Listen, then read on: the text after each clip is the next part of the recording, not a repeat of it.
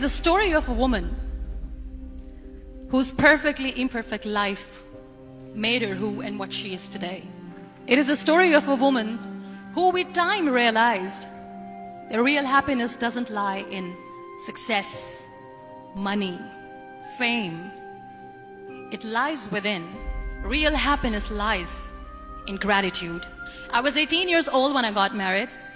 I belonged to a very conservative family, a Baloch family, where good daughters never say no to their parents. My father wanted me to get married, and all I said was, if that makes you happy, I'll say yes. And of course, it was never a happy marriage. Just about after 2 years of getting married, about 9 years ago, I met a car accident. Somehow my husband fell asleep and the car fell in the ditch. He managed to jump out, saved himself. I'm happy for him. But I stayed inside the car and I sustained a lot of injuries. The list is a bit long, don't get scared. The ulna of my right arm were fractured. The wrist was fractured. Shoulder bone and collarbone were fractured. My whole rib cage got fractured. And because of the rib cage injury, lungs and liver were badly injured. But that injury that changed me and my life completely. Many people came to rescue. They gave me CPR. They dragged me out of the car. And while they were dragging me out, I got the complete transection of my spinal cord.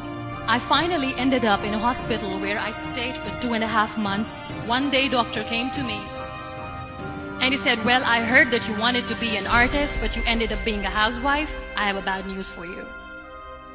You won't be able to paint again.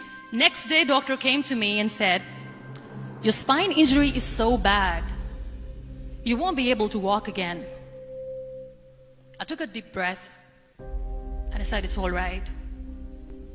The next day, doctor came to me and said, because of your spine injury and the fixation that you have in your back, you won't be able to give birth to a child again. That day, I was devastated. And that is where I started to question my existence. Why am I even alive? What's the point of living? One day I asked my brothers, I know I have a deformed hand, but I'm tired of looking at these white walls in the hospital and wearing these white scrubs. Bring me some colors, bring me some small canvas. I want to paint. So the very first painting I made was on my deathbed, where I painted for the very first time.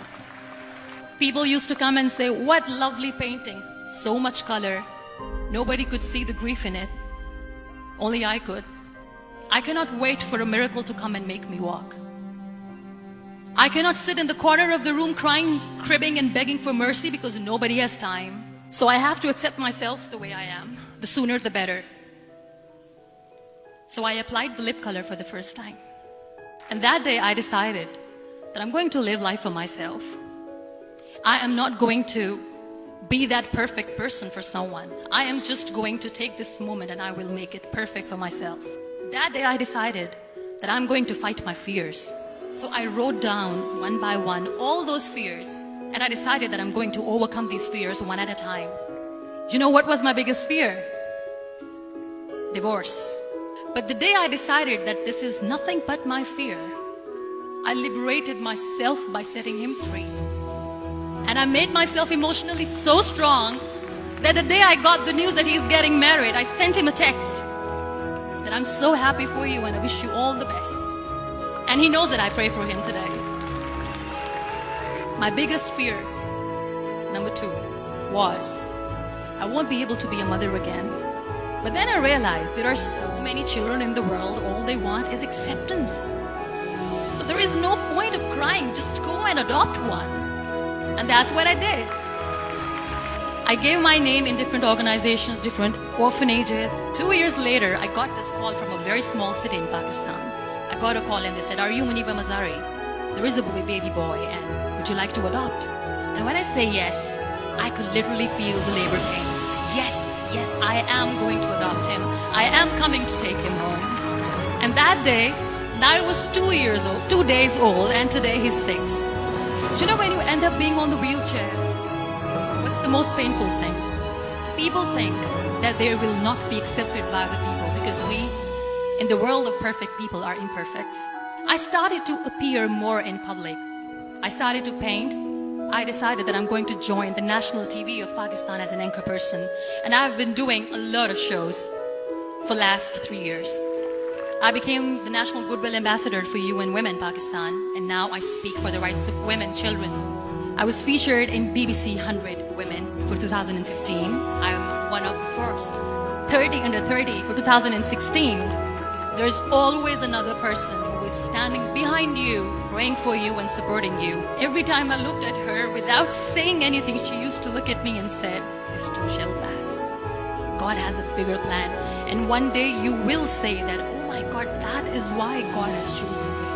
My mother, I never wanted to be on the wheelchair. Never thought of being on the wheelchair. This life is a test and a trial, and tests are trials are never supposed to be easy. So when you are expecting ease from life, and life gives you lemons, then you make the lemonade, and then do not blame life for that. It is okay to be scared. It is okay to cry. Everything is okay, but giving up should not be an option. They always say that failure is not an option. Failure should be an option, because when you fail, you get up, and then you fail, and then you get up, and that keeps you going. So when you accept yourself the way you are, the world recognizes you.